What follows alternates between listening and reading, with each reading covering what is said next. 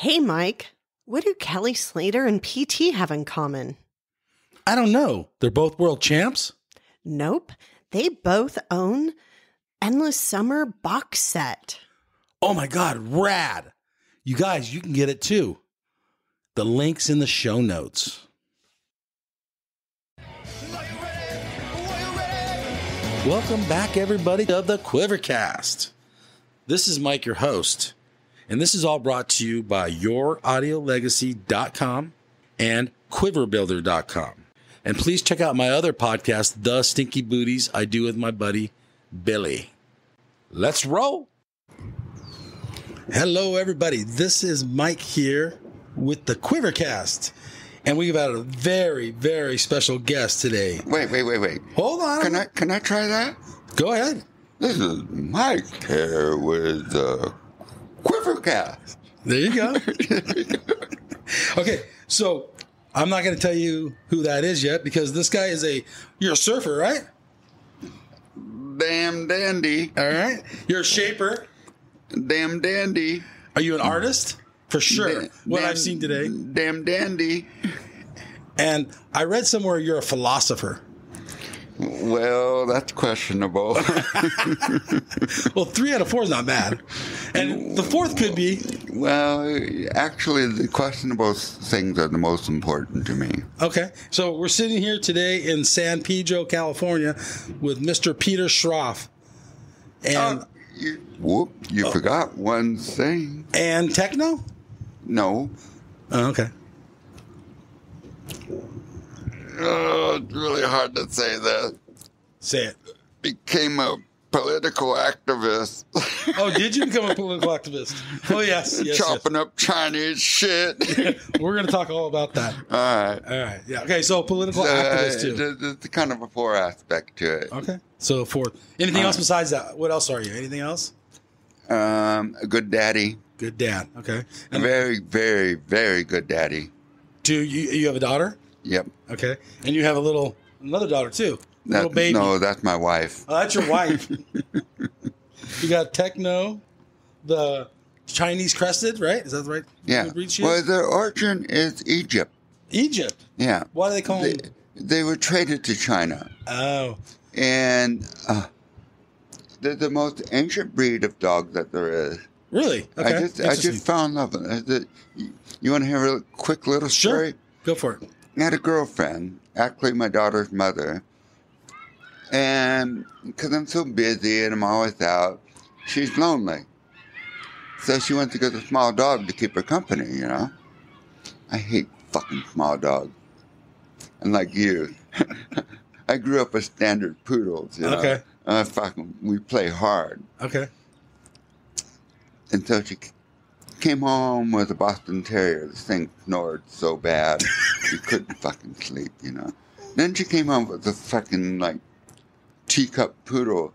And the squealed so much you just wanted to squish it. So then she brought home a small dog book. She sent all the other ones back. Okay. And I turned in the pages. She said, I need a dog. I'm lonely. You know? And I flipped the pages, and that fucking dog was looking up in the lens like this. I go, that's the dog. That's the dog? And then she got the dog. I broke up with her 2 weeks later. Oh, shit. And I begged her for the dog, and she's so angry with me. There's no way she's going to give me that fuck. And this is before the internet, and you had to go back in a little doggy magazine to find breeders for these things. And you call up these Midwestern you got any Chinese female crested? I want a female, but so I don't piss, because I'm public, you know, I go everywhere. Yeah. And boy dogs like to piss on everything, Okay. so we can't have that. So I know I need a female. I miss this bitch so much, this is what I'm going through. And they go, no, we ain't got no bitches. Because the trailer park, I didn't know they called them bitches, you know. Yeah. They're really freely about that. Yeah. Americans say bitches. I can't post something on Instagram with the word bitch now. All right. They have bitch is sexy to me. Okay, there you go. Black folks think it's sexy. Okay. So, anyway, first one I had to fly to fucking Pennsylvania to pick her up. Really? Yeah. Interesting. This one I had to pick up. I had to pick up in Maryland. Oh my gosh. Yeah. So anyway, get back on track. All right. So you love your Chinese crested dogs that should be called Egyptian, is what you're saying. Yeah, They're I call her a living. She's a rad dog. I call her a living Dr. Seuss character. Yeah, she is. For your house, really. She's a perfect piece. Yeah. She fits in this environment. Object Egyptian.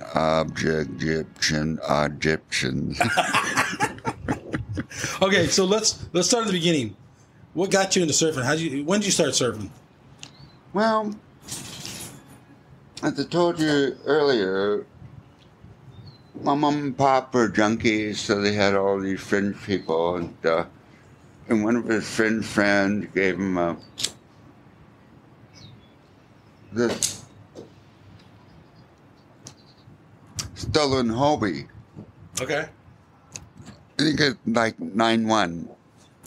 And it was a classic Hobie. That fucking thing probably worth like $5,000 right now. Oh, yeah. It was the first one with the silver logo right on the tail block with the red silk green on it. Okay. And you ever seen those? I've seen the old Hobies. I mean, I haven't seen that silk streak. It's a little label. Okay. It's The probably lamb on about it. 4 inches by 2 inches. Okay. And Hobie already had the script. Hobie has the most amazing type font. Okay. Whoever did the art, that would be a good research project. That would See be. who did the Hobie art. Because Okay. that set the trend for Harbor, for everybody in the surf industry. It's like the logo of these old brands were amazing. Okay. I mean, look at Harbor, Gordy, Gordon and Smith.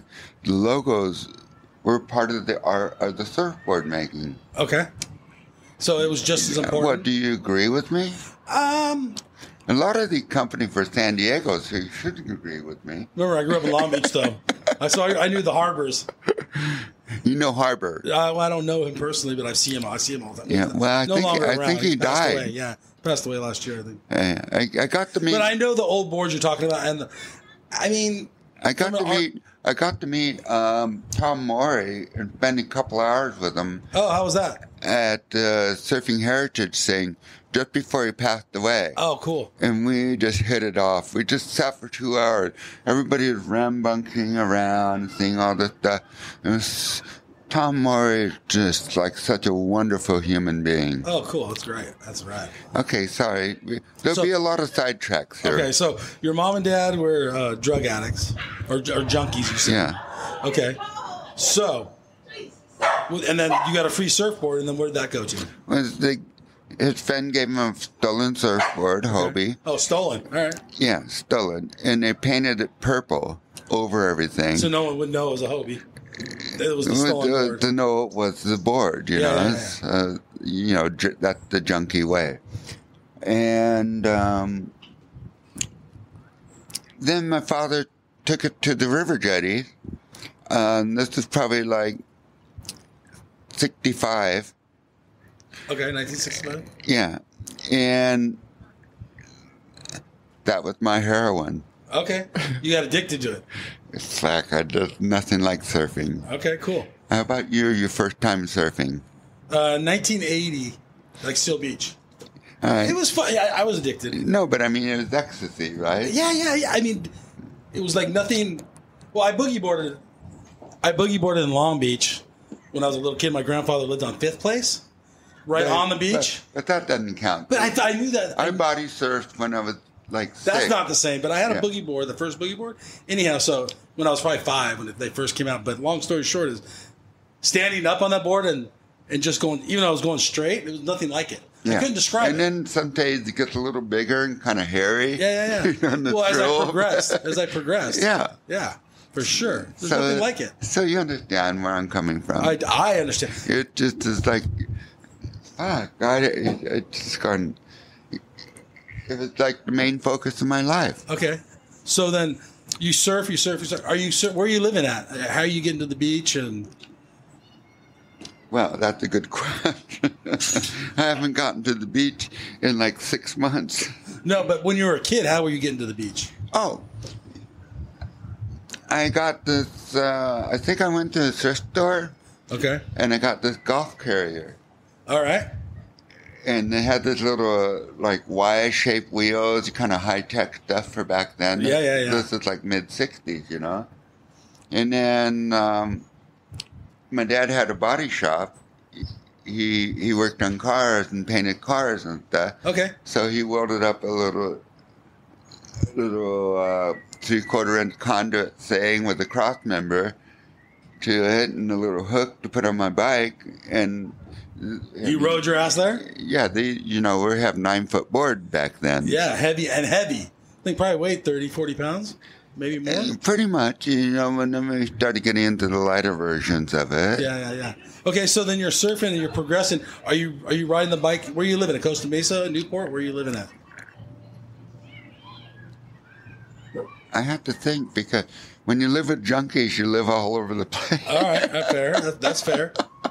So we're living in Newport, okay, and we're surfing Blackies most of the time, which is the parking lot. It's called Blackies because it's the bar called right there Blackies. called Blackies, yes. By the pier. We said bar, I just thought of alcohol. There you go, take a drink. And so we did, yeah. And then for a bit, we were living in a hotel. Okay. So wherever we were, you made it to the beach. The beach became important. Okay. So now you go through the 60s, and how's the 70s? How are you getting boards and stuff? Let's back up. The 60s is very important. Then let's talk 60s. Because those are kind of logistic, but Blackies was amazing. Let's talk about it. It was like Studio 54. It was like the first Echo Beat that was undocumented, unfortunately. We had Davey Abbott, Walter Vislave, Paul, the Side Brothers, Paul Smith, Ed Farwell. Everybody was clustered at this nucleus. Huntington was just not gelling. For some reason, this was kind of a nucleus right at the Newport Pier. And they all most of them were members of the Newport Volkswagen Association. They all had custom Volkswagen vans and Beetles. All right. Or Bugs back in that day. And so they'd have electric door handles, all kinds of things. So it would jump in there. Everything was just happening. David Nueva would come and make appearances. Everybody would get out of the water and watch David Nueva. Wow. What would you do? If you were a guitar player? Right. Yeah, I get you. And you saw Jimmy Page or Jimi Hendrix go out in the water, would you get out of the water, or would you just stay in the water and miss it? Yeah, no, you want to watch. Yeah. Okay, so you're seeing... So we had a nucleus in Newport, which I was very fortunate to be a part of, or to witness. Okay. And you were part of that clan of all those guys. Well, let's say a wannabe. Okay. You're there. To be honest. Okay, so what does that mean? What does a wannabe mean? I was 11 years old. Okay. And these guys were older than me. The guys you're looking up to. They were my heroes. Okay, cool. Yeah, fair enough. And did they take you under their wing, or were you just like the little kid pushing away? No. They treat you like shit. They pick on you. Okay. It's like a big brother thing, Yeah. So when you were in the water, were they pushing you?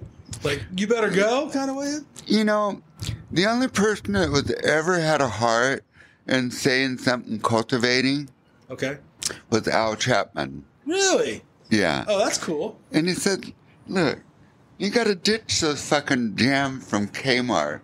Okay. You got to get some hang tens or something. You got to get with it, Yeah, But my parents were poor. They were junkies, So but that was cultivating. He was the sweetest person to say. And Al Chapman was, you know who Al Chapman is? Yeah, I know he is. Yeah, I don't know. He's the coolest guy in the whole world. Nobody cooler than Al Chapman. Really? Okay. He's a really cool surfer. He can't see worth a shit. But he genuine cool. Just a nice, all-around nice guy. Yeah, he would not say a bad word. Wow. Okay. I never heard that, but that's rad. Yeah. Okay. And you this know, is... I don't know. Sammy, you know, the other Brewer counterpart? The Dick Brewer? Sam Hawk. Oh, Sam Hawk, okay. So I don't know about Sam Hawk, but I have a feeling he is kind of like the same way. And Brewer was a shaper philosopher in the 70s. Okay. I mean, Brewer ruled the world. I mean, the Aussie all came to Australia with the Wayne Lynch, but the melting pot came from Brewer. Okay.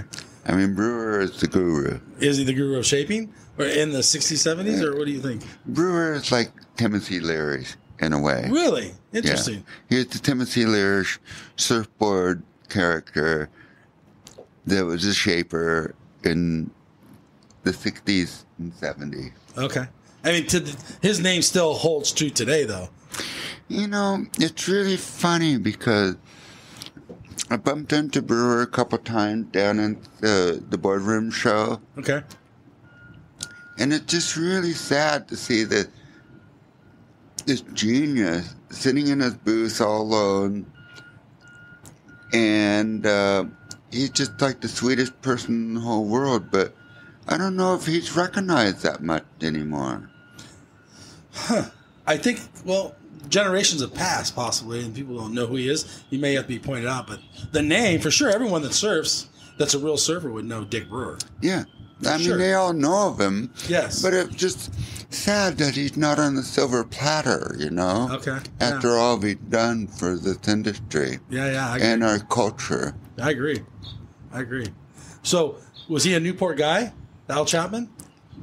He was a Newport guy. Yeah, okay. And, so and his brother, Gary Chapman. Right. Okay, so I don't know who Gary is, but Al Chapman, then he became a big wave guy in Hawaii, of course, right? Yeah, they moved to Hawaii. Everybody moved to Hawaii because Hawaii became the new discovery, the Right. new frontier. Right. It's kind of like the gold rush. Did you go over there at any point? Oh, yes, all the time. Okay, were you... That was the thing to do. How was that? I talked my father into moving to Maui because he had drug friends over there. You're smart. You're thinking. Because he was part of the Laguna Beach Mystic Art thing. Oh, okay. And half of them, you know, they have Rainbow Bridge and all this stuff is going on in the 60s. And so he was eager to move over there too. And I got my first experience as surfing Honolulu Bay as being like an early teenager. Wow. Okay, hold on. Let's talk about that, though. So you're surfing, and that's like your ecstasy. You're loving it. It's changed your life. Was your dad surfing then, too, or was he not? No. He just took you to the beach or made sure you got a board? He didn't need a board. He had drugs. Okay. So how did that translate to your headspace as a kid? Did it bother you that they were druggies? I didn't know anything about it. I asked him later. Oh, okay. You didn't realize that? I asked him one day, where were you? You know, when I was 4 or 5 for a few years. When I was a teenager. Okay. And he came out, well, your mom and I were junkies. We stole a car. We got busted. We have 6-foot plants growing in the backyard. Oh, my God. So they wound up San Quentin for a bit, you know. Who took care of you? Grandparents. Oh, okay. You know. How did they... Well, that's before you surfed, though. Yeah. Okay. All right. So then through your surfing life, your dad was all happy you surfed, right? It sounds like it. Well, he tried it a couple times, and he was actually way better than I was at it. Oh, okay. But he pushed you surfing? He was... No. It was my heroin. Okay. And I didn't have to have anything to push me. I just loved it. But he backed you up for it? My father's surfing? pretty free spirit. He just let me do what I want. Oh, okay. I ran with the street kids, and, you know, we were street rats. All right. You know, we had no money. We just made the best of every day. We got out of school and had our stingrays, and we rode around, surfed, and did whatever we wanted to do. Okay. We were wild. All right. So you're having a good time surfing. You're hanging out with the other kids in Newport and maybe around. When did you and why did you start shaping boards? Fuck. Ambition. Okay. I guess I just was so obsessed with it. I just wanted to go deeper into it. All right.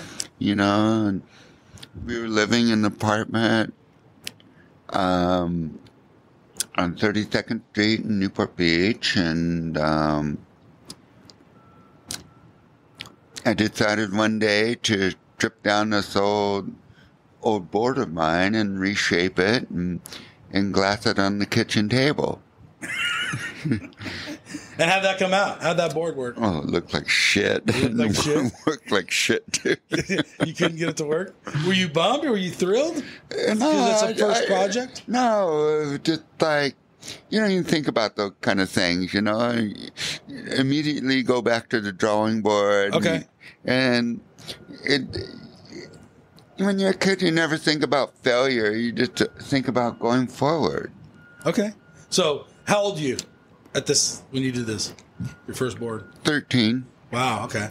Yeah. And then when did you try again? Was it like a year or two later, or it was like next week? What? How old were you when you started doing more boards? When did you keep experimenting? Well, because that's what you were doing. You were experimenting. Then we're in high school, so I started making boards for friends in high school. Gotcha. And so then it turned into a business. That was kind of the start of the whole. I went under the label of Underdog first. Okay.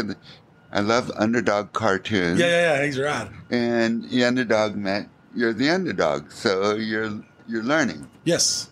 And then when my mom always attended the Cheetah in Venice. Okay. Where Jim Morris is a nightclub where Jim Morrison and everybody performed in the 60s. Wow, that's And rad. so I would hang out with my mom in front of the place with all of her friends, smoking weed and doing all this stuff when I was a little kid. Wow. Okay. So I always saw the big cat in the place with the spots. So that's where the cheetah came from, why the cheetah is part of our trademark. Okay. And the eyes on my surfboards are from my mom's art. My mom was an artist. She painted and did ceramic sculptures. Rad. And pottery. And so my dad was a professional drug addict. Okay. And painted cars. And professional craftsman. Craftsman. Too. Okay. But, all those guys, Van Dutch and Big Daddy Ross, would, later became a Mormon or something. Okay, I don't know. But they all have, it's part of the beatnik generation. I have no complaint from my parents. Really? Okay. No. No resentments at all? No, not at all. Wow. It's like a gift. Really? Being Okay. a part of that whole society, hanging around all the cool people, living with my mom in San Francisco, going to all the cool little beatnik clubs and stuff, and listening to bands and things. I loved it. It cultivated me to be who I am now. So let's stick on the shaping part though. So you're shaping for boards for friends, and you with the Underdog label, right? But what are they saying about your boards? Are they saying they work? Are they critiquing your boards? What's going on there? Well, it's always a feedback thing, you know. They're giving you feedback. Yeah, they give me feedback, and so you learn from it, and each board gets better. Right. And any shaper, there's no way to get from point A to point B, unless you're like Donald Piner. I don't know who that is. Okay. Well, he doesn't give a shit. He makes all these fucking crazy asymmetrical things. Oh, okay. And he's a little hipster, a little faggot. So... Where's he at? I've never heard of him. Donald Piner, look him up. I will look him up. Okay. So you being an artist, you would think you would like those kind of shapes. The asymmetrical. Have you tried one? Have you tried to ride one? The way I look at it, Okay. shapes are so complex. With the rocker, the outline, the hip, the wide point shifted forward or backward. I don't need to throw in a fucking little intricate asymmetrical gimmick on top of it. Fair enough. You know? Yeah. If Brewer went for asymmetrical, I might think about it. Okay. Hey, baby, you're looking cool. So, you got my point. Yeah. I mean, we got a lot of components going on. We got Al Merrick experimenting with the concave bottom with Tom Curran. Yep. Which is rowdy, you know, concave bottom. Okay. And, you know, anyway, it's just like a little faggot, yuppie, hipster faggot trying to be different. And do you think he's trying too hard? Is that what you're saying?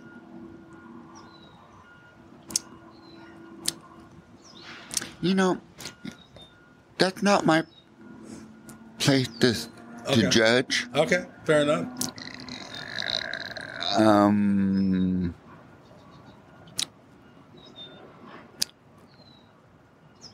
Yes, I do think he's trying too hard. You busted me. Okay. But you know what I'm talking about, I little do. hip. Okay, but here's what I'm thinking, though. And I'm anti-tin. Which is what? Tin. You know what tin is? No, on the glass, or what's tin? Yeah, tin. Okay, on the glass. Yeah. Okay. Because tin, you have to float the resin. Okay. I'm a professional tinner because we did it. Okay. And you have to float the resin. Okay. It adds another pound to your board. Okay. I'm a weight freak. You like heavy boards? No. You like light boards? I'm a light boy. I'll let you lift some of my board. Okay. I can only last my board myself because I know all the technique to do them. I write stringerless, styrofoam, epoxy. Oh, you're right. You're epoxy shaper. But you couldn't have been in the 80s when you started, or the 70s, because was epoxy around then? Yep. Oh, it was? Yeah. It just wasn't Purple Haze is the Clark foam. Purple Haze is styrofoam. Really? Yeah. So because where are you going to get an 18-foot blank?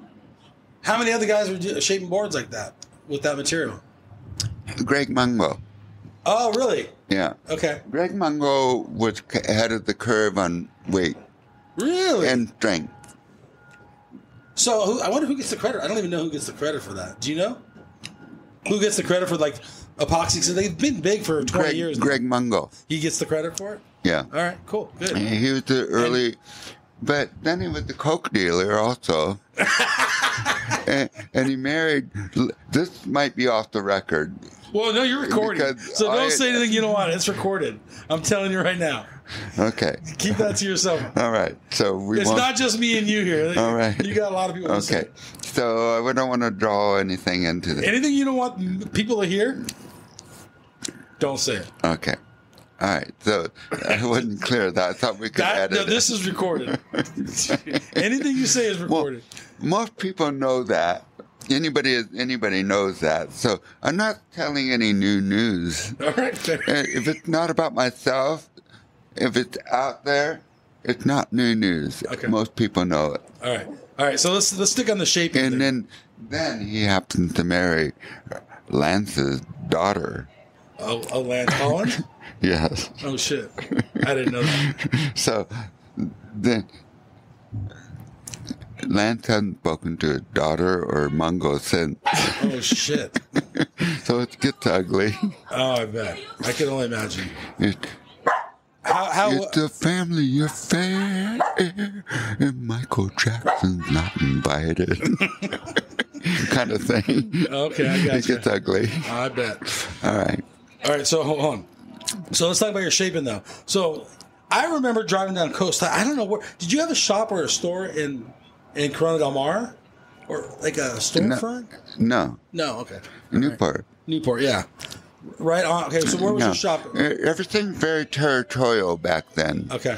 There's Laguna. There's Corona Del Mar. Got it. There's Newport. And there's Huntington. Right. It's like different Indian tribes. All right. All right. They're not cool. You're not cool. So you're not cool with Corona Del Mar. Fuck no. Okay, so now you're shaping boards, and people are starting to. You're starting to get a name for yourself, correct? Well, you practice make perfect. Okay, so you're getting better and better at your craft. Yeah. Okay. And I bought, I saved my allowance, and I bought my first, my only. Well, I bought a backup. Okay. Skill 100. Got it. In 1970 at Warden Harrington, the local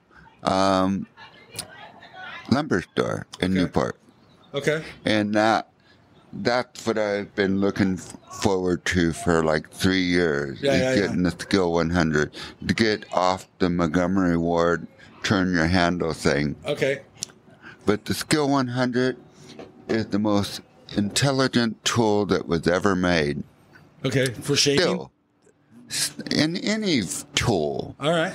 It just was a brilliant tool, but it was made to trim fucking doors. Right.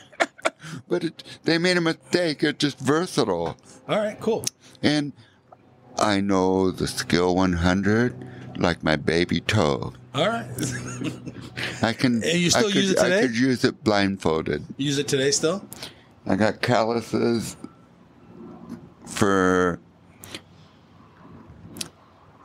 70, 80, 90, 2000, 2010. Almost 60 years of calluses. Wow, that's amazing. But I can do 90. I can do with the Skill 100 what the shaping machine can do. Okay. In less time. All right. Really? Okay. So, I mean, with that many years experience, you're an expert. Expert. Super expert. Okay, so now your boards are coming out. And are you, where does your art, what is the bright boards, the Echo Beach come in? Who invented that whole loud colors and the checkered boards? And I don't know, whatever there's a certain name for it. It's the beauty of competition. Okay, so tell us about that. We had McCoy moving into town. Oh yeah, I remember McCoy. We had Lance, we had Stussy, and we had Schroff. And we were all at each other's throat. Okay. So we were all challenging each other. So we were just giving it our all. Okay. And look at the girls. They're from Atlanta or something. Crazy. I think they're from Missouri. Missouri, okay. They're coming out. Even worse than they're coming out for the California dream. That's right. That's a nice day, for sure. So anyway, it's a nice energy. We're all just like working off each other. Friendly? Trying to outdo each other. In a friendly way? Was it a friendly way? All except for Lance. All except for Lance. Lance, he just hates everything. He can't help himself. Which is kind of funny. Because all my best friends is their mother's offsprings. They're all my best friends. I grew up with Clay, David, and Tree. Okay. They're all best friends. Tree was doing all my pattern making. Clay was doing he does my windows, the A windows. David, I taught to pin line gloss, and he did all the fittings and cutouts for the pink whale. Oh, okay. So the whole family and I love their mom. They invited me over. I lived with their family when I was a teenager. Wow. Okay. At Infant. But Lance was the bad seed. He was the drug addict that went to Pismo Beach and decided to come back here after he cleaned up to start a surfboard company. And he just had a lot of anxiety. Okay. And, you know, Richie doesn't talk to him. Nobody talks to Land. Wow. And Richie, the apple doesn't fall far from the tree because he's just as angry, you know. Oh, shit. So it's funny I have such a history with that family. Yeah. And Clay I talk to every day, calls me up, the other brother. Yeah. And it's an interesting family because the mom is brilliant. I mean, she's an adorable mom, but she happened to marry two race car drivers. One's a race boat driver. They both died. Oh. So she raised the family all on her own. Yeah, that'd be hard. Yeah. Yeah. Family of 5 on your own. Yeah, that's rough. One turns out to be a junkie. One turns out to be Lance. One's Clay. Which turns out to be another junkie. And so on and so forth. Yeah. So anyway, so we had a hot nucleus. It was like Blackie's reinvented itself. Echo Beach, which is kind of a weird nucleus. I don't know any place other than Rocky Point that ever had the hot spot in surfing history. Okay. Because we have Blackie's, which was undocumented because of before technology. Echo Beach was documented after Rocky Point. You know, remember Kodak Reef? Yeah. Rocky Point? Yeah. And then it became all the attention, even though we weren't pro surfers and all that kind of stuff. Yeah. For some reason, it was just like the whole scene stole the headline. Okay. And what part did you play in that? The ringleader. Were you the ringleader? The bright clothes. So you have Quicksilver starting? Well, I lived on 56th Street, right on the beach. Okay. So it was a hangout. It's kind of like the Volcom House in a way, you know? Yeah. And, you know, we do parties and do blow and surf and... So... I'm not the ring, not in an egotistic way, but it's kind of an anchor. Okay. They were going to your house to hang out. Yeah. In between surfs. Yeah, and then we had the factory in Costa Mesa. Okay. So, I'm not the ringleader. It's just the synergy between Quicksilver, Rip Curl, McCoy, was the Australian end of it, and then Stussy is actually Laguna Beach, and with the little shrimp, and then you had Lance with the grumpy old men. Then you have Jeff McCoy, which is, he thinks he's like the Australian brewer. Okay. So it's just. And are these guys going to your house? No. They're all competitive. Okay. We just had the team member going to our house. Okay. Our team people come to the house and the party. Gotcha. Okay. But no, were they throwing their own parties? What? Were they throwing their own parties, and you weren't invited? I don't think so. Okay. We were the party crew. You were the party ones. I had party parents. So. Yeah. So you were born into it. I was born into literally. So, I mean, I didn't think too much about business. I never thought about business. Okay. How big of a shaper were you at this point, name-wise? Were you selling? How many boards were you doing a week? Fuck, man, we were fucked. Well, I opened up a glass shop too. Oh wow! So we were doing the whole kit and caboodle, you know. So fuck, we're doing a shitload of board. Okay. I mean, it's like 7 days a week. All right. And how many guys you have working for you? Probably had, 4 shapers. I just did the team board. Okay, that was another question. So you had a ghost shaper. I had 4. 4 of them. I don't call them ghost shaper because I train them. Okay. And then I critique them. I mean, the constant work to get the wheel, 2 pins, and that. If I have a nightmare, it's feeling the ghost shaper version. Okay. And there's a couple of them really good. There's a guy in Huntington Beach that did the best job, Bob Emery.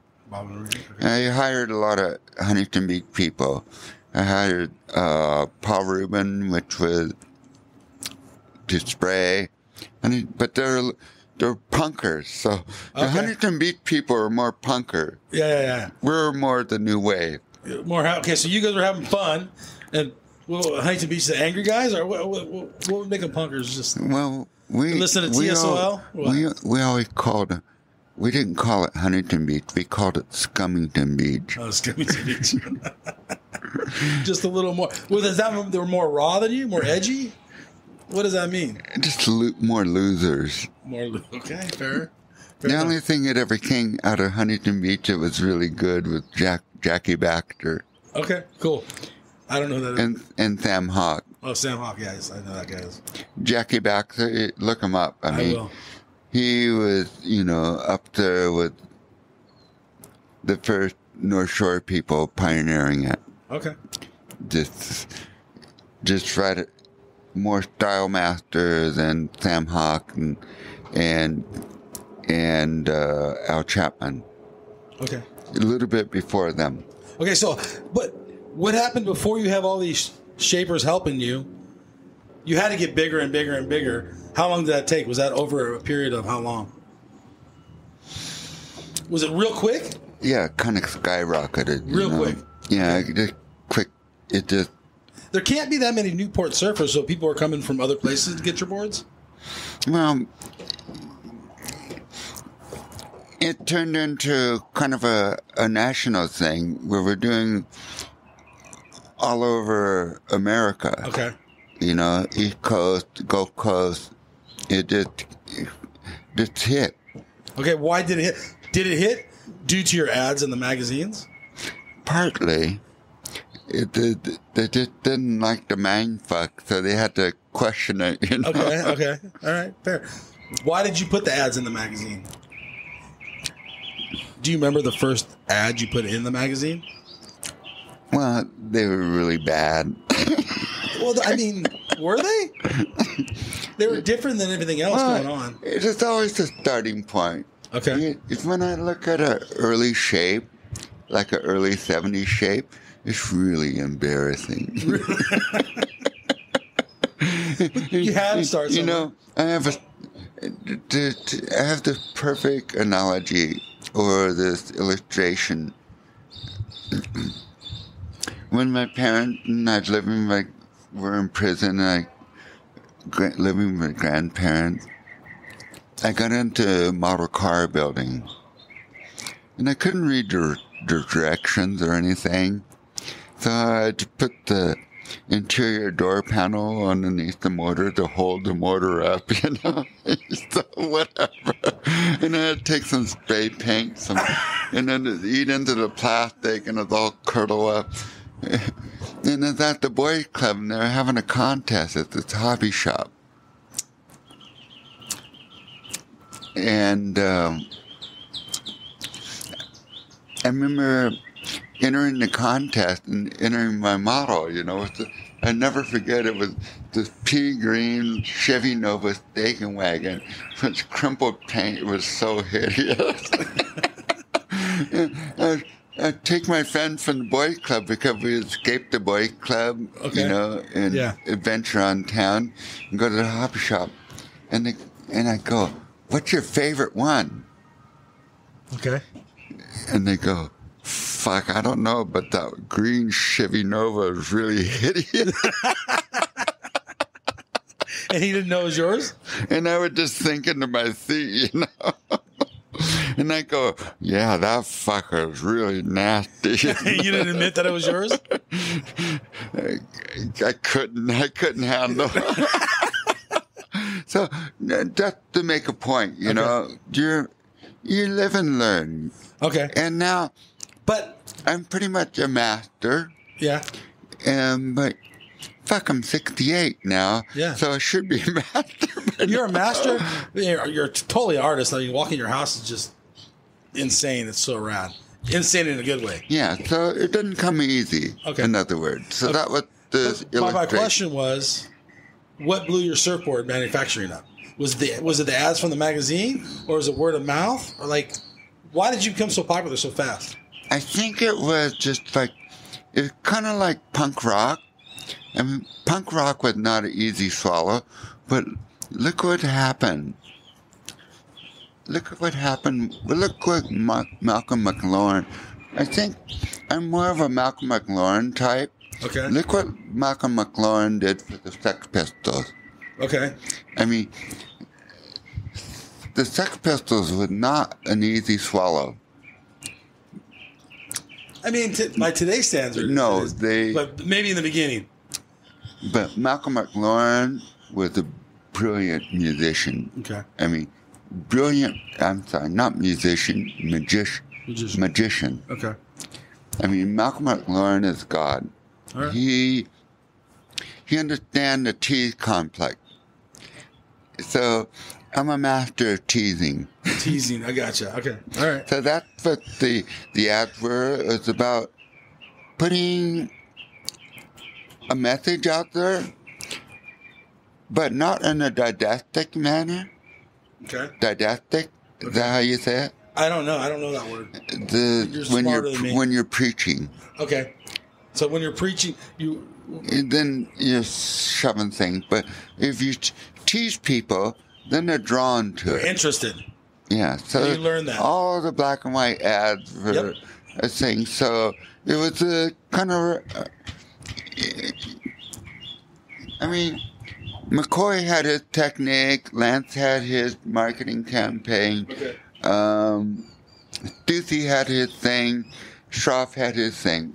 But we're all completely different. Yes. But I have an appreciation for all of them. But you guys are all from basically the same bubble. Yeah. Okay. Yeah. So- and I don't think they would all say the same thing toward me. Maybe not. Now you're blown up. Where does that lead you in life? You're at top of the game. Well, then it's time to go. Would you say you were at top of your game? I left. Okay. Would you say that though? Was that the correct assumption? You were at the very top, or as high as you wanted to go?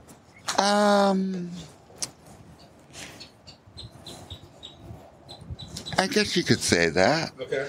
You know, that's kind of an objective. That's a very objective statement.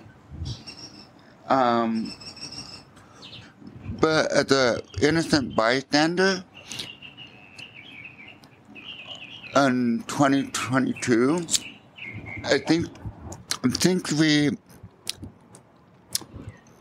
we were a definite bridge gapper.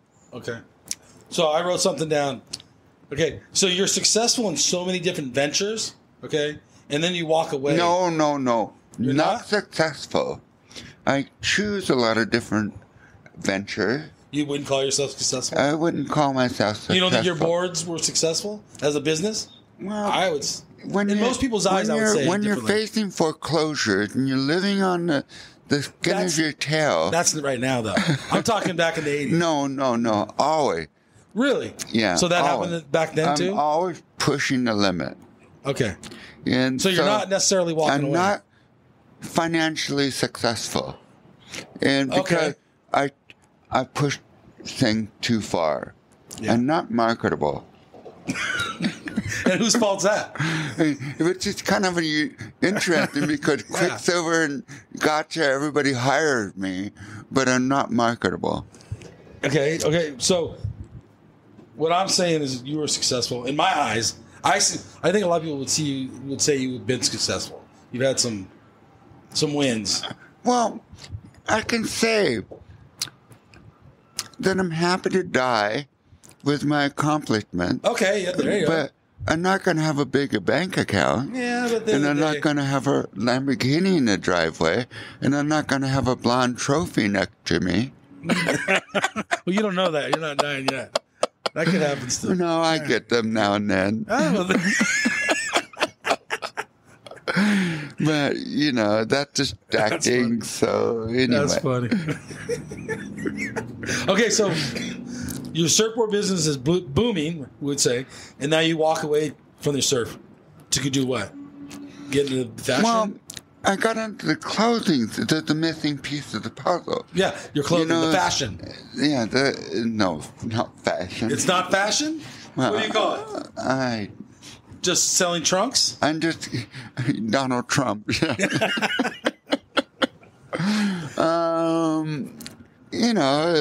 Come for the territory. You do a few T-shirts, they skyrocket. It went out of control with the first 4 T-shirt designs. It just like... Really? And I go, holy fuck, now what do we do? And do you know Frank Sinatra? I do not. He managed Stussy. Okay. So tell us. You know the Frank Sinatra. I know the Frank Sinatra. Well, there's another Frank Sinatra, ironically enough. Right. And that's why Stussy was successful and I failed.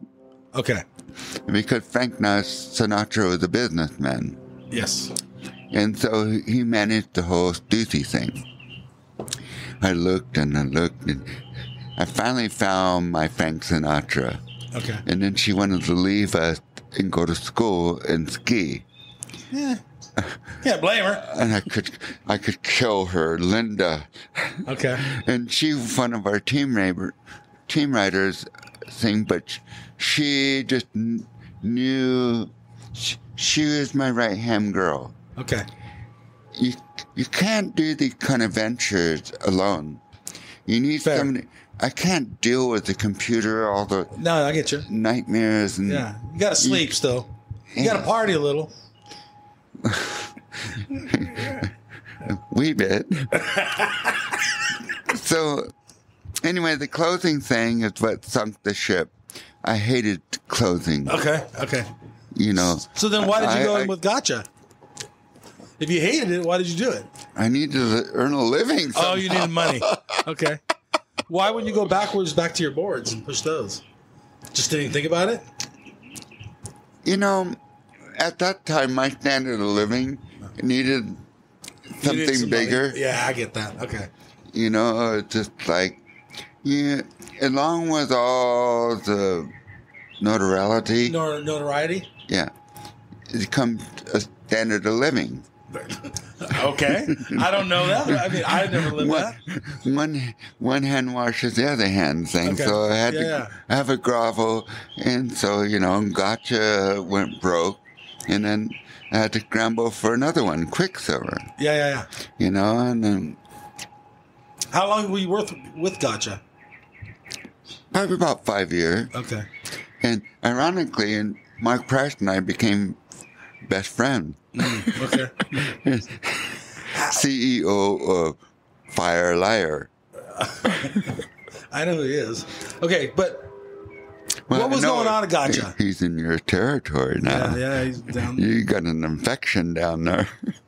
We'll talk about that in 1 second. Let's just wrap up your boards and we'll move on. We're working up to that. We're getting there. We're right around the corner. Yeah. Okay, so you get in the surf or in the clothing company for surfing. Yeah. So what's going on there? And why did it fail? I finally wind up spitting up blood. This is so stressful. Okay. All the contractors are Spanish and Vietnamese. I don't speak a word of either. Yeah. And trying to produce things. We're doing 500 trunks. We have ship date. The trunks are all fucked up. We can't ship them out. All kinds of shit. Okay. So I wind up spitting logistics blood. And just shit. And I finally say fuck it. I say fuck it to everything. And I go to work for Gotcha. Okay. So you go to Gotcha. I can't handle. I broke. Yeah. So you go to what's going on? It's not worth killing myself. No, absolutely. Over this dress. Absolutely. So I can handle surfboards. I can glass. I can lamb. I can do everything in the surf thing. So is it an issue? I can work it out. I can show them how to do it and get through it. I have people crying at work for me because I can always show them a way out.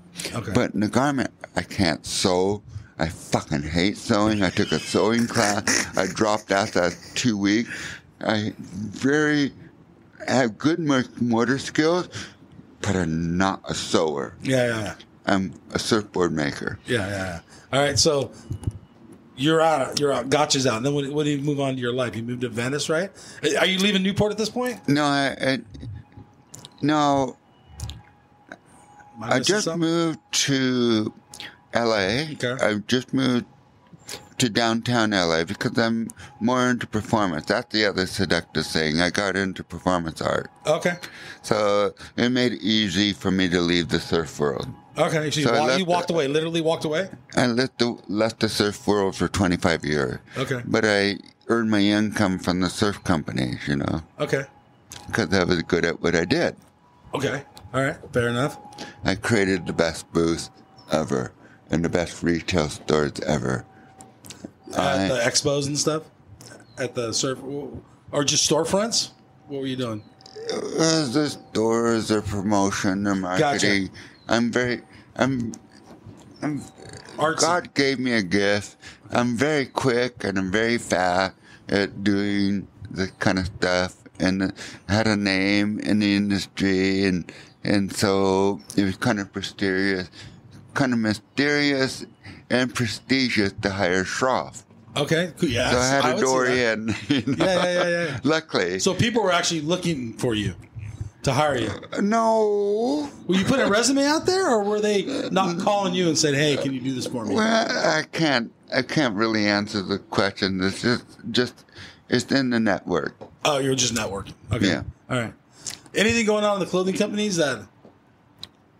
I mean, do you know why Gotcha failed? Is there a reason why? Okay. The main reason. You don't have to say what you want. It's all good. Yeah. Okay. So, and the other reason is there are two partners. There's Joe Cooper, which is the business end. Yep. And Michael Thompson was the creative end. He's creative, but he's also a surfer, like a real good surfer. Well, I don't think Joe surfed. No, Michael. Yeah, Michael surfed. Yeah. And he surfed halfway decent, too. Yeah. And Mike Price surfed beautiful. He's like an angel, watching an angel surf. I love Mark Price surfing. One of my favorite surfers in the whole world. Yeah, right on. Okay. Ever. And so, at that point, these big brands like Quicksilver and Gotcha. You guys took over OP. OP's gone. No. OP is dead at the moment. Right, yeah, because you guys blow up. LP sold out. They already made the mistake. So the mistake is starting to sell to all the, what is the Knowles and Miller's Outpost or whatever. Yeah, I don't know. and all this stuff. Yeah. And then once you sell to them, nobody wants you. Yeah, it's like news, you right? kill your image. Yeah. So the Quicksilver and Gotcha, that's why they're dead. They sold out. Yeah. Well, Bob McKnight held the range. Yep. And kept Quicksilver's longevity for much longer. Yep. But Joel wanted to sell out, make the big buck, but it backfired. Nobody wanted them afterwards. So that was that. So but because Michael the sleep at the wheel allowed it to happen, Okay, that sucks. But Did that make sense? no, that makes sense. Okay. We'll see how it comes up in this. But yeah, that makes sense to me. Okay. I didn't realize I had so much history in me until you asked me. And we probably got a lot more we're not going to be able to cover.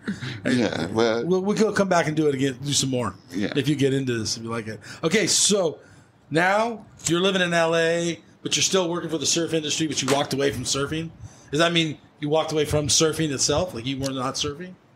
You walked away, you moved to LA from surfing. You stopped surfing altogether? You weren't shaping, you weren't doing nothing. You were just working for surf companies? basically. Okay. All right. So how does that get you to Venice? And I rented a loft downtown. Okay. We put a kitchen in, my girlfriend and I. Okay.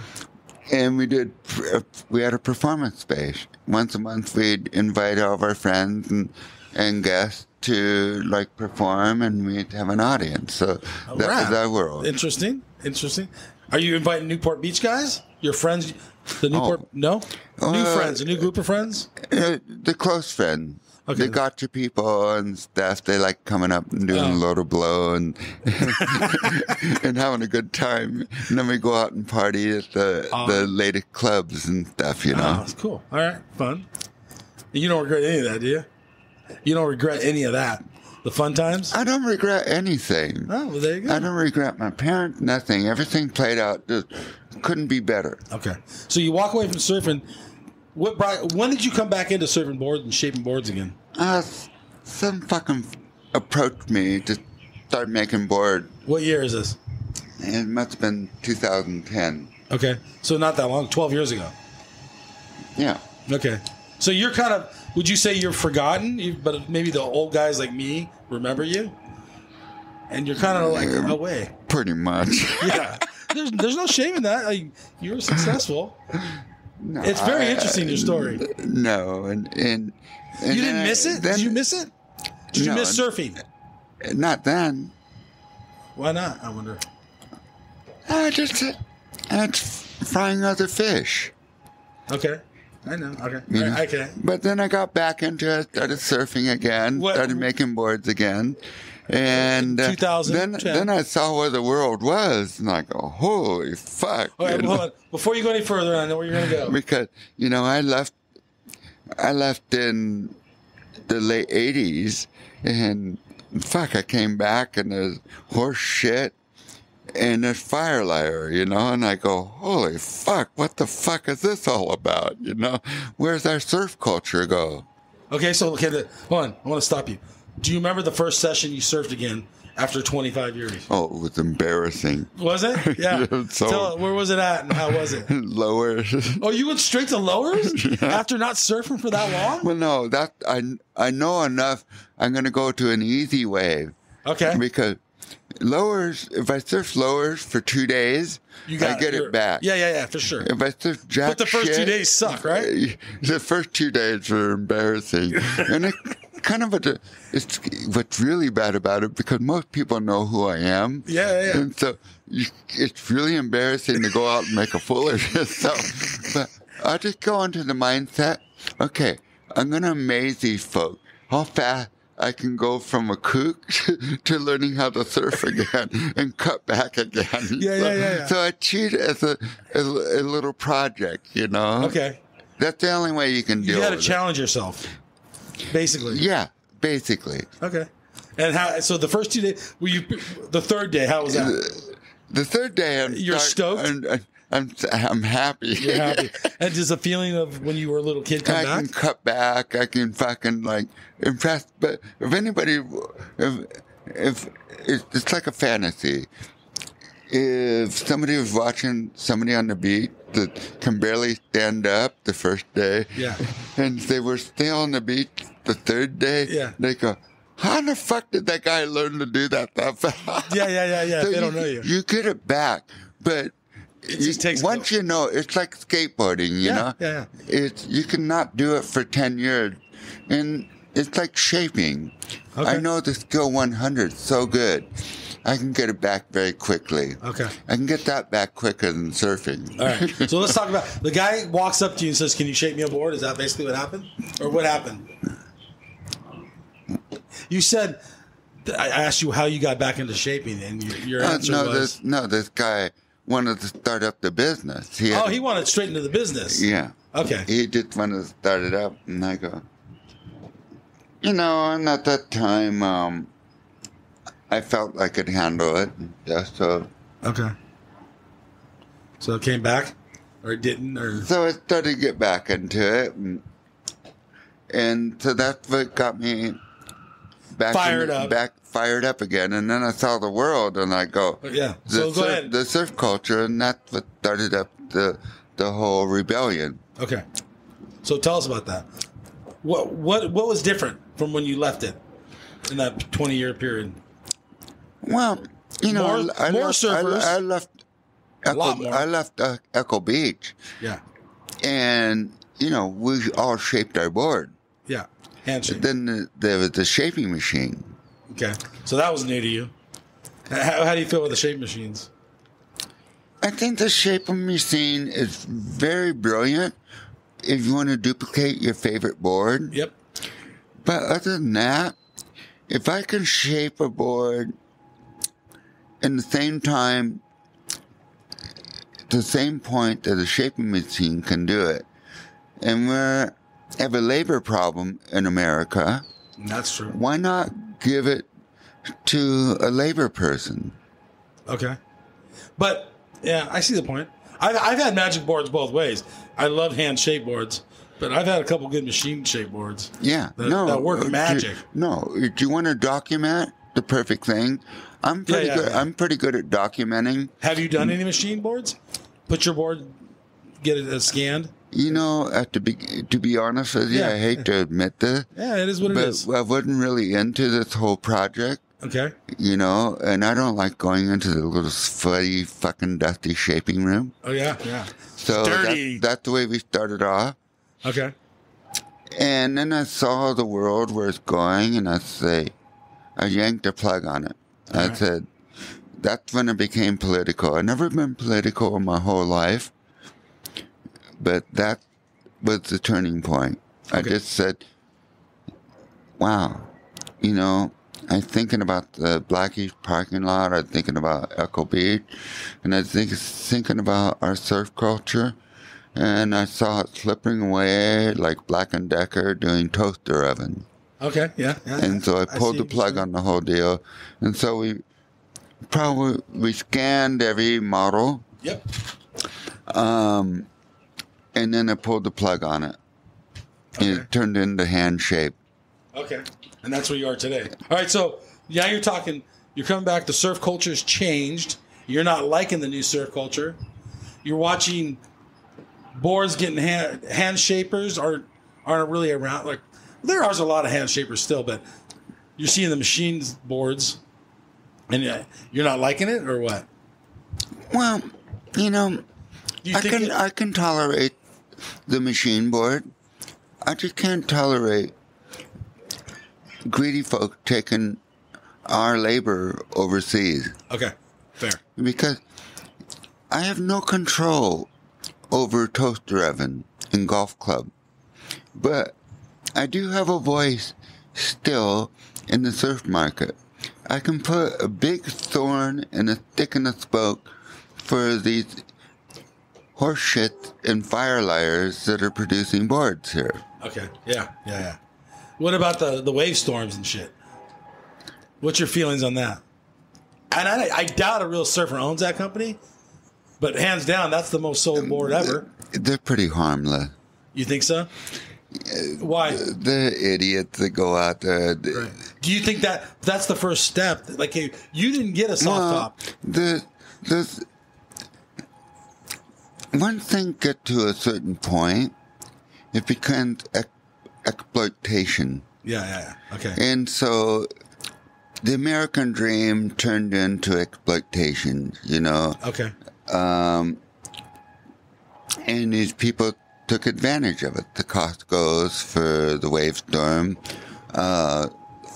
Mike Price became CEO of marketing for Firelier. Okay. And,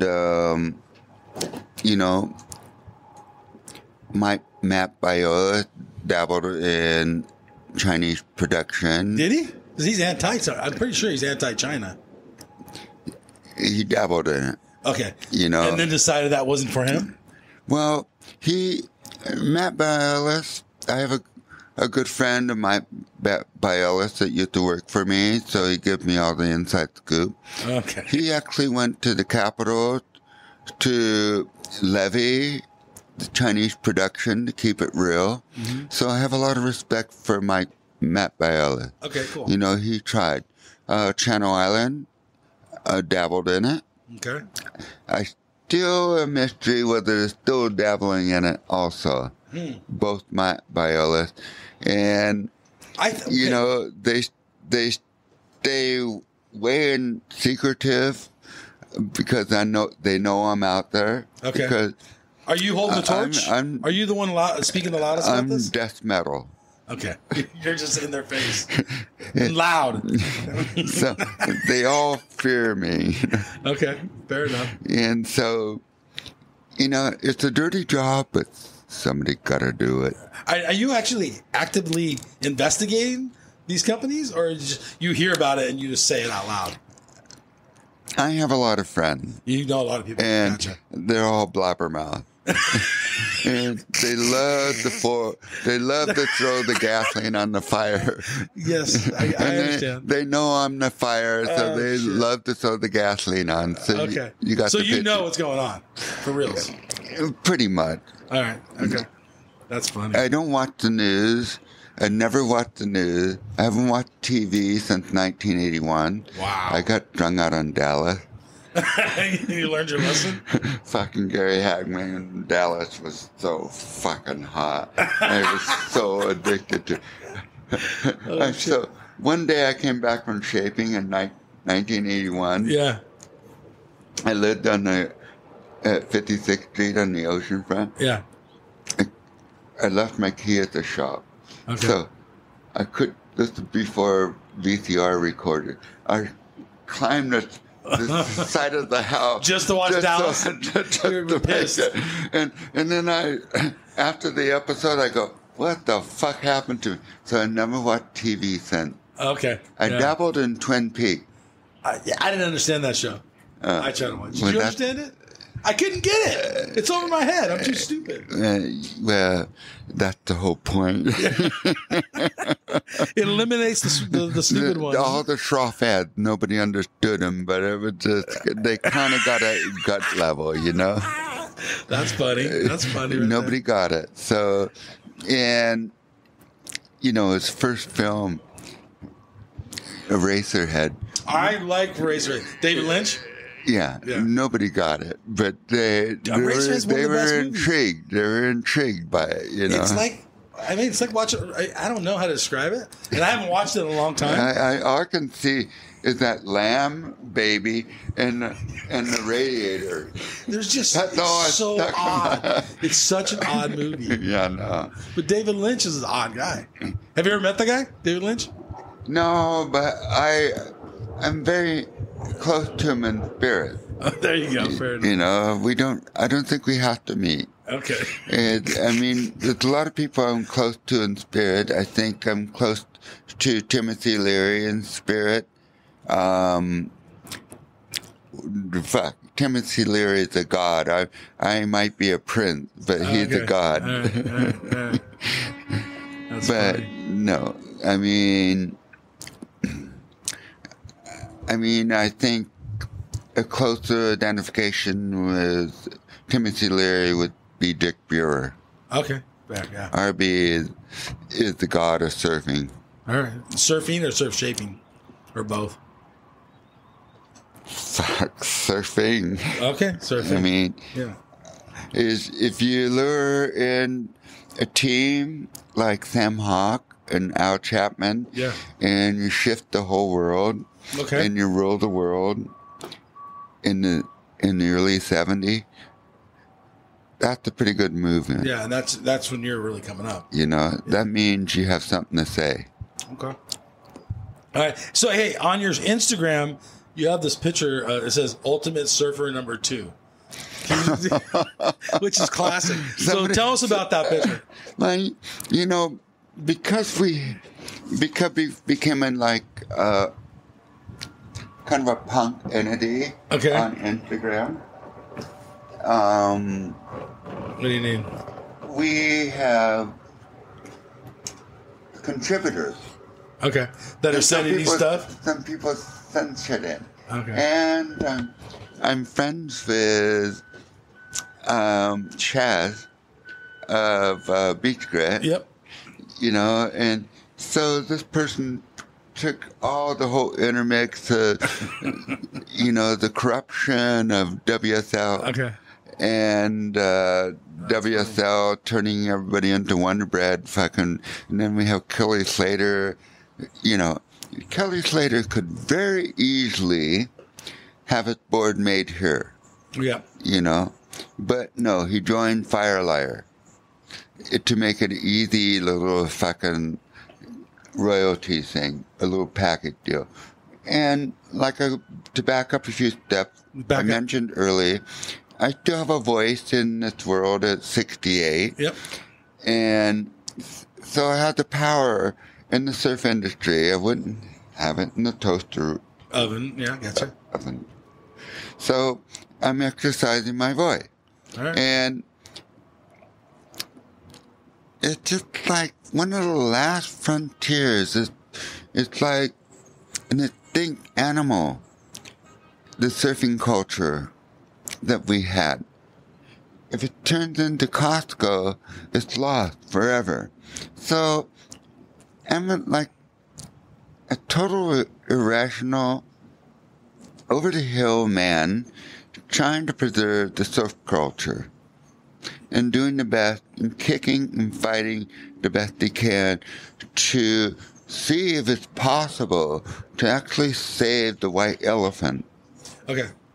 Does that make sense? It does. I'm going to ask you a question about So that. that's where I'm coming from. That's where I'm at now. My question is surf culture dead?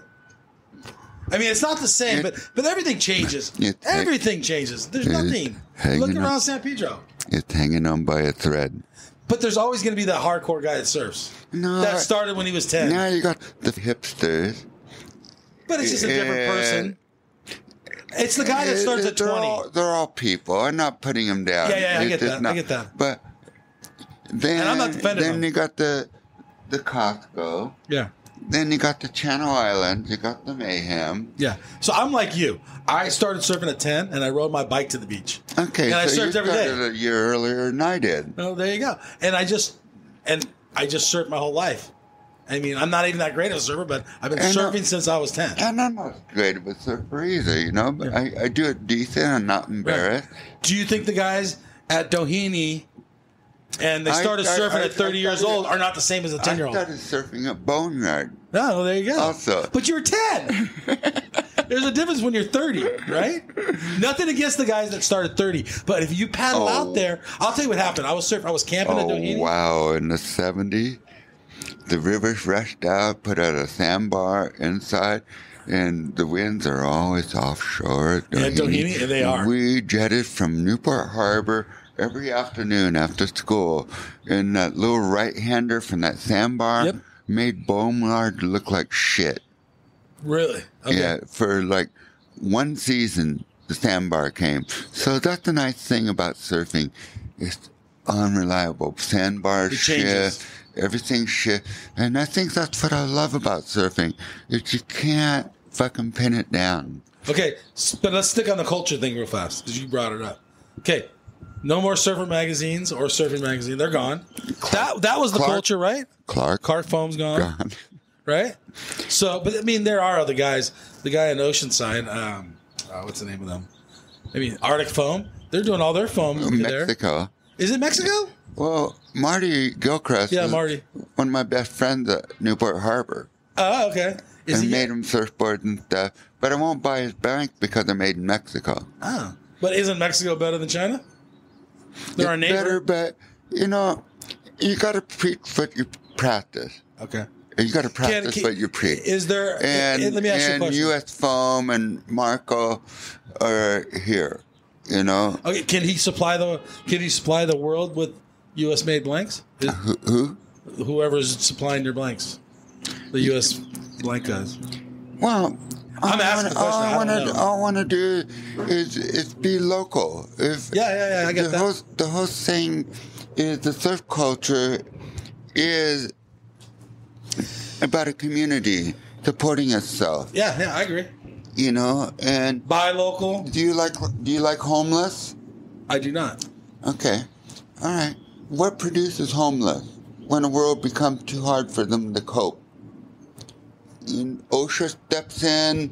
All these rules, all these greedy fucking cunts get things produced overseas cheaper, and in Mexico cheaper.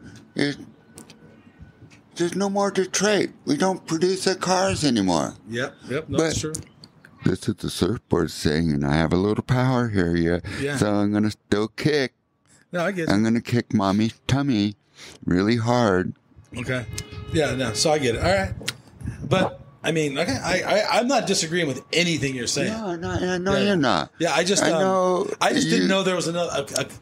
I don't know that much about the surf industry. I haven't been in it. You've been in it. I don't know. So I'm learning. You probably know more than I do about it, but I pick up on the sixth sense. Yeah, I got you. I rely on my sixth So sense. what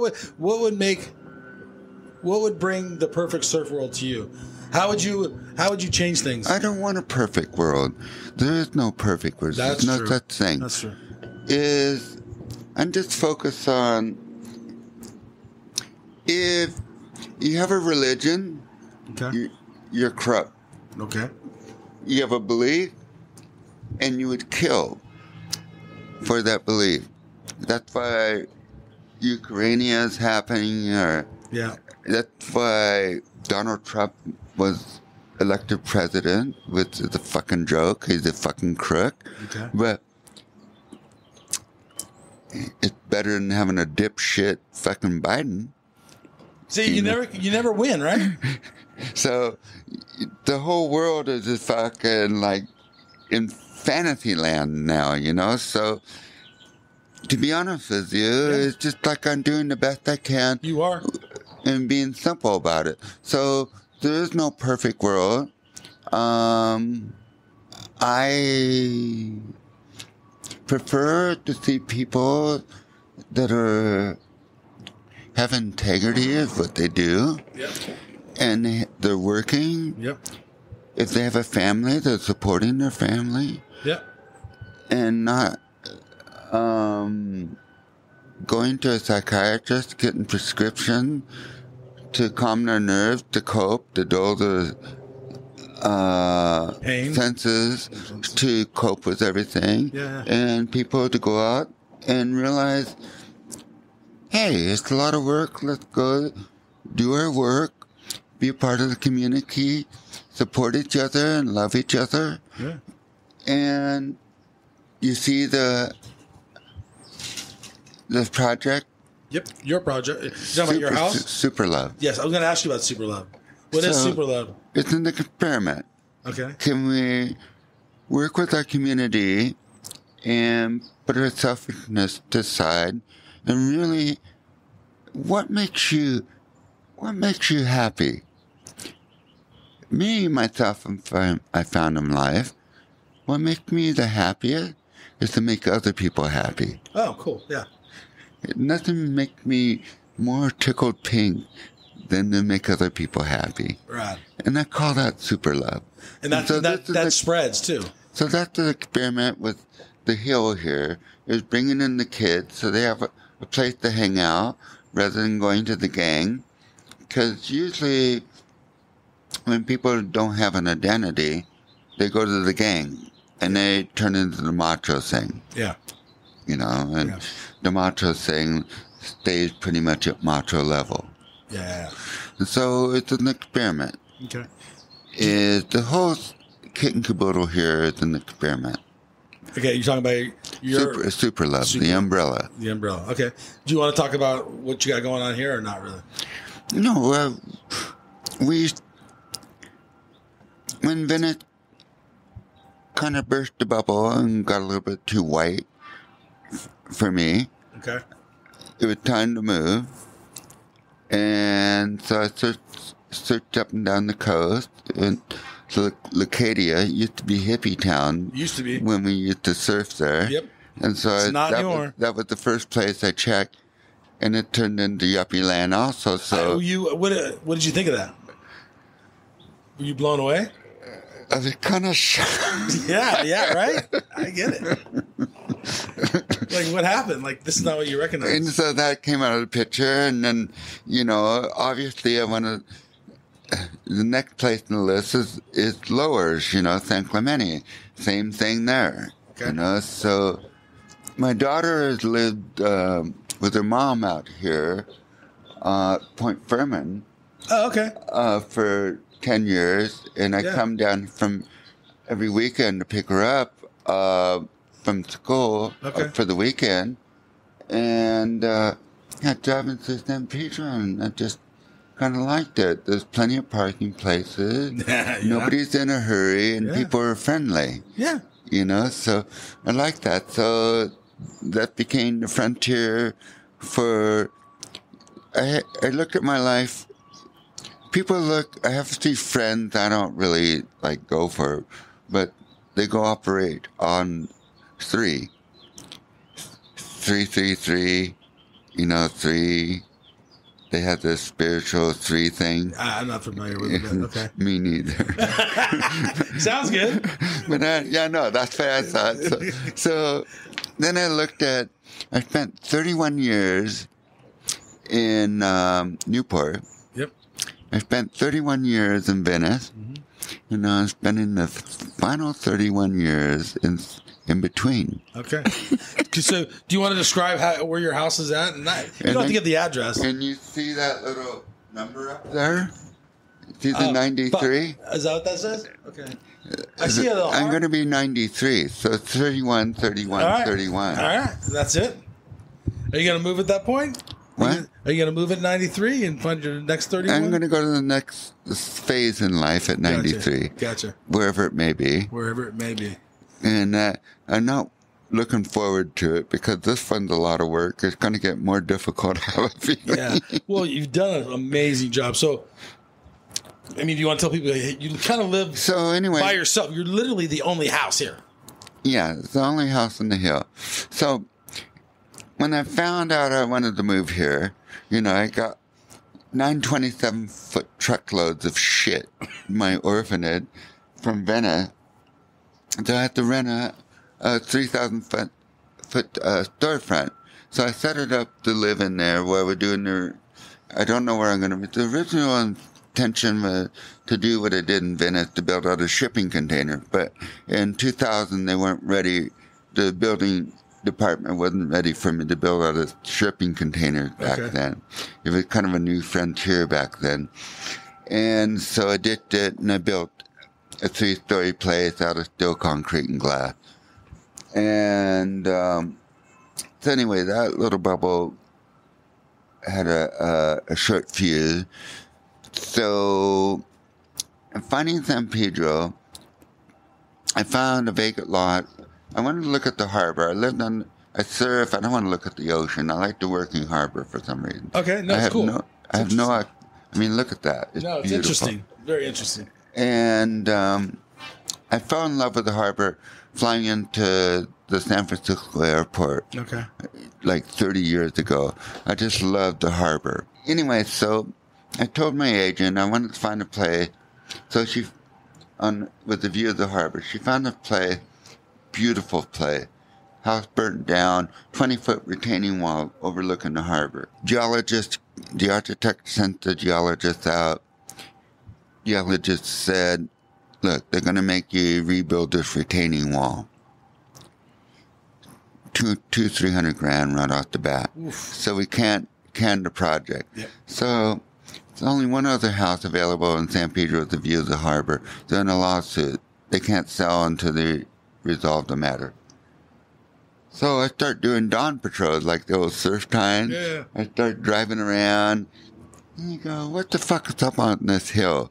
I drove up here. I saw building materials on the driveway. And I go, holy fuck, the only house on the fucking hill. Yeah, it's amazing. So I called my agent and said, check out the address. Sure enough, house flipper. So we scooped it up before it went on the market. That's rad. No, I mean, this is a gem. Like, seriously. No, it's not. There's nothing like it. Not in Southern California, not in L.A. And I got plenty of elbow room. We can do anything we want up here. Anything. Yeah, I mean, it's pretty rad. Yeah. I mean, I've never seen anything like it, honestly. So the whole picture started to come together because I've been using Super Love as an umbrella for like 97. Okay. And I never understood what the umbrella meant, what it meant. Okay. But I knew there was a fantasy of what the fuck is Super Love? Super Love is not having an ulterior motive. Okay. It's kind of like what makes you happy is making other people happy. And that's cool. That's like, we need more of that in the world, really. Exactly. Well, that's what God sent me here for, I guess. Okay. And so that's what it evolved into. I started to understand what Super Love is. No, yeah, that's right. And it's building a community and employing the kids and stuff and teaching a trade that they have, rather than joining a gang. Yeah, no, it's awesome. They join thing, and I have many talent. I'm a very good teacher. I've probably taught 20 to 30 people to shape over my life, and to laminate, to pin line, and yoga, and art, and stenciling. So that's what I'm looking forward to. And then I have one more question. We'll probably get close to wrapping this interview up. How and when did you come up with the idea to do your art show? I would call it an art show, or like a performance of chopping boards. Chopping board? Like, how did that come about? Well, that came about right when I came back into the world, was the surfing world. Yeah. And saw all the Wonder Bread boards that were being produced and stuff. And then one of my buddies in Brooklyn sent me a picture of this little kid in Australia just making wetsuits with our logo on it. Oh, really? Interesting. The diagonal line? Yeah, I know. Yeah. And I just go, they love to annoy me. So all my friends love to annoy me. They like to provoke me. Yeah. So, and I got hundreds of them around the world, and they just love to do that. I don't know why. I think they just like to see how I react. Okay. And so, I send them a few polite letters. Look. Like a cease and desist kind of thing? This is kind of a sacred anti-logo of ours, and it's kind of hands-off thing. We like to keep it sacred neutral ground. For you to use it to market your wetsuit, it's not kosher. Mm-hmm. Fair. And they just slammed me on it, Okay. And so then I went in for the kill. All right. That gave you the whole idea? I'm not the kind of guy that you want to provoke. Yeah. Wow. And so that's what started the Chainsaw Massacre. Is that what you call it? That was there a name for it? That was the Chainsaw Massacre. Okay. All right, cool. And that was with, Hayden Shape, which we call horse shit. and the best thing about it is Stab gave me a call the other day. Oh, did they? And they go, we have a really awkward proposition for you. Okay. Are you going to tell us what that is? And I go, there's no awkward conversation with me. I could tell they've been beating around the bush and passing the torch back and forth, because I usually talk to the guy here, Ashton. Yeah. That's when we do the lactic acid test and stuff, which was ironic. Who winds up riding the board and liking it? Dane Reynolds. Yeah. Okay. So it's interesting how I still have power at 68. Yeah. And so, which kind of feeds the fire. So anyway, he goes, "Hey, you want to do a collaboration with Hayden?" Oh shit! I go, fabulous, surely. How'd that go? Hey, you should talk about it with him because he hated my fucking guts. When the day after I did the chop show, and it was actually at Rockaway Beach Surf Club. All right, and the guy Brandon owns the Rockaway Surf Club, so I'm staying next door, and I come and have my cigarette and coffee at his place next door, and I hang out. Yeah. And he gets a call at like 8 a.m. and a screaming bitch from Hayden's wife, just screaming on the phone to me. They're just going fucking crazy. Oh, no. Because the video went viral, It just went fucking nuts, It's entertaining, but everybody knew what it was about. Everybody saw that, yes. And so, where was I going with it? Well, I asked you why you did it and how was it. Yeah, so anyway, so that kind of the history, but and he tried to he finally had to put the phone down because he was screaming so loud. Yeah. And I'm sitting there just busting me up over the phone. Well, I didn't know. I thought it might go viral, but I didn't know it would go actual viral because everybody was videoing it in the audience, and they sent it out to the thing, and it just went fucking nuts. So that kind of stirred up the whole political aspect of the whole thing. But you have fun with it, right? It's all. Are you doing it to be mean, or are you doing it because you enjoy it? Like it's a fun. No, neither. Neither. It's putting the last punch in before our culture is consumed. Okay.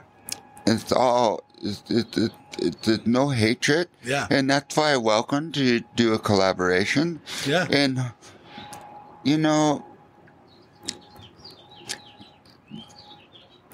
I studied philosophy and meditation since I was 21. Okay. I meditate every morning for an hour every day. Good. It's good. And I do my yoga every morning. Wow. You have to maintain and get the most out of your machinery. Your body. Got it. And I know, if somebody comes over with a line of blow or something, I have no problem with sucking the thing up. Even at this stage, even today. Or people are always bringing stuff, and, our social, especially in the surf world. Yes. Surf and rock and roll have a lot in common. They used to. I mean, it's so. I don't know. The pros are pros now. They're pros. They're pro athletes. Not now. Yeah, not now. No, they're fucking. Those days are gone. Jocks. Yeah. They turned into football players. They did. But they rip. They serve good. David Nuuhiwa bridged the gap between rock and roll and surfing. Okay. I mean, David Nuuhiwa is a turning point. He changed it all. Do you think like people like Martin Potter and Brad Gerlach kept it alive? I have a big respect for Brad Gerlach. Okay. And they're both gotcha Martin guys Potter, too, right?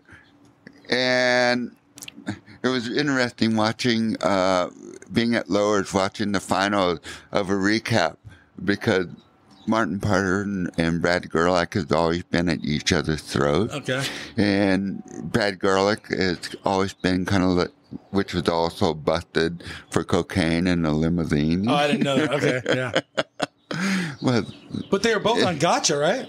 Yeah, they're both Gotcha. And did you work with those guys? You see them? Yeah. Okay. Yeah, I mean, when I work with the company, they're family. Okay. So, pussy and drugs are all in the family. All right, so we got a subject, but we were, I don't even know. So, it was interesting watching their heat. Oh, yeah. Because they had an old-timer heat for them. Yeah, like 5 or 6 And it was really great. And Brad Gerlach just dusted. Yeah, Martin Potter didn't surf very well. Well, he turned into an old man, and Brad Gerlach, I did watch that. He's coaching, he's surfing, he's keeping in shape, Yeah. And he dusted. Martin Potter sat out there trying to catch waves, always in the wrong spot. Yeah. He got out of shape, Yeah. So it's interesting. Is Brad Gerlach is. I like Brad Gerlach. He's cool. Okay. He understands what I'm doing and stuff. Nobody joined me that had the same because I'm blacklisted. Are you? Okay. So everyone has to keep it like an arm's... Yeah, people keep me at arm's distance. Even though they're friends. Yeah, well, Beach Grit keeps me at elbow distance. Okay. Stab keeps me at arm distance. Okay. So, I understand the industry and I work on this thing, but my priority is whatever my goofy priority is. And it's yours. And only yours, right? Like, you can make that decision. Yeah, but my priority right now is surf culture, and I love our. I grew up from Blackies. Wait. Yeah. I just love this sound. This sexy sound. All right. It'll sound good in that for sure. I wonder what a lounger blow sounds like. I don't know. I'm not going to do it, but you go ahead. No, I don't have it. And I don't welcome it, but if it comes and somebody sticks it in my face, I can't resist. All right. And I have no problem. That can be uncensored and stuff. I have no, and that's the beauty of the surf culture. And my bottom line is I would like to preserve it. Perfect. So you have any final words, Mr. Peter Schroff? Yeah, final words of wisdom is, I used to, when I lived in Venice, I would go to yoga 5 days a week. I studied with this English woman for 25 years. And she was my boot camp, my discipline. Okay. And she had this English accent. Get your bottoms up, total boot camp. So anyway, I have a habit of milking every last moment out of every last moment. So I would always hop onto Lincoln Boulevard in Venice, which Lincoln Boulevard is a complete nightmare to get someplace at 9 o'clock in the morning. So I'm always late, so I'm maxed out.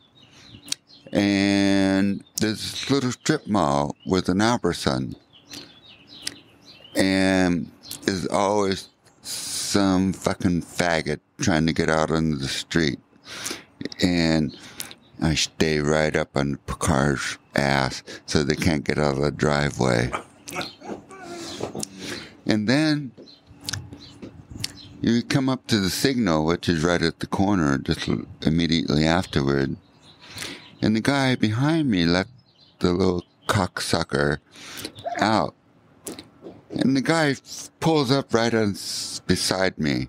And I start sinking in my seat. And I feel like a total fucking jerk.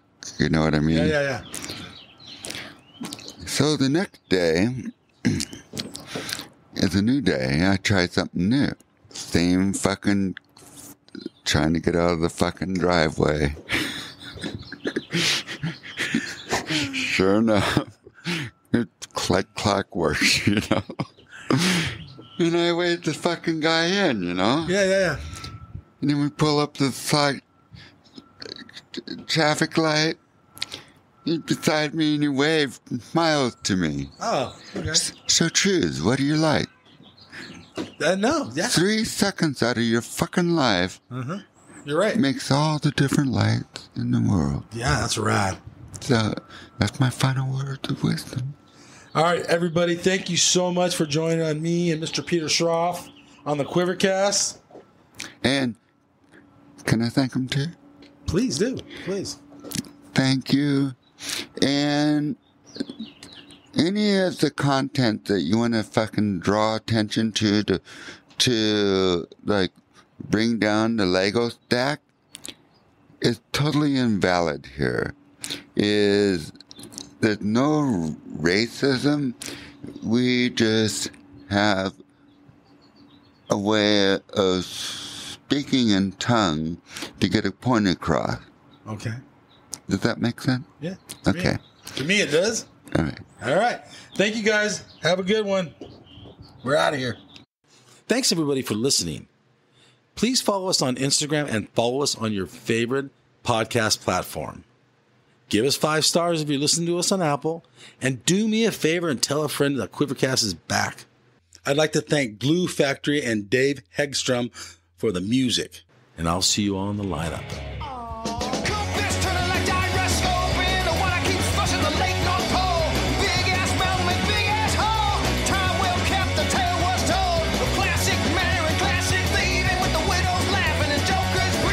The brink of tyranny rips you off while you wait for the tax to pay your toll. Yeah.